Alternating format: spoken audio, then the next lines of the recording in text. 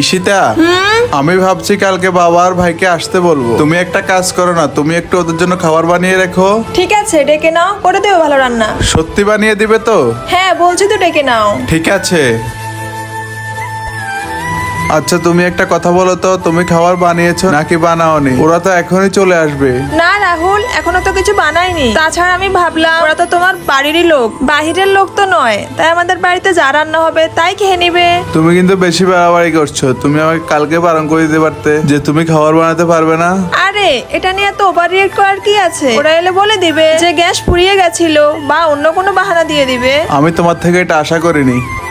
আরে বাবা, তোমরা ভিতরে আসো। আরে আমাদের জামাই কোথায়? বাবা, ও তো জাস্ট একটু আগেই বেরিয়েছে। আরে আমাদেরকে নিমন্ত্রণ করে ও নিজেই বাড়ি থেকে বের হয়ে গেল।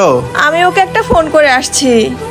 হ্যালো। রাহুল, তুমি আজকে আমাকে বলনি কেন যে তুমি আমার বাড়ির লোককে খেতে ডেকেছো? আমার বাড়ির লোক হোক বা তোমার বাড়ির লোক হোক, কি পার্থক্য আছে? তুমি জাস্ট বাইরে থেকে ভালো কিছু খাবার নিয়ে আসো। বাড়িতে কিচ্ছু নেই, আমি কি দিব ওনাদেরকে? বাড়িতে যা আছে তাই দিয়ে খাইয়ে দাও, যেমন করে আমার মা বাবাকে খাওয়াতে চেয়েছিলে। আর তখন তুমি বুঝতে পারবে কিভাবে রেসপেক্ট করতে হয়। রাখো ফোনটা।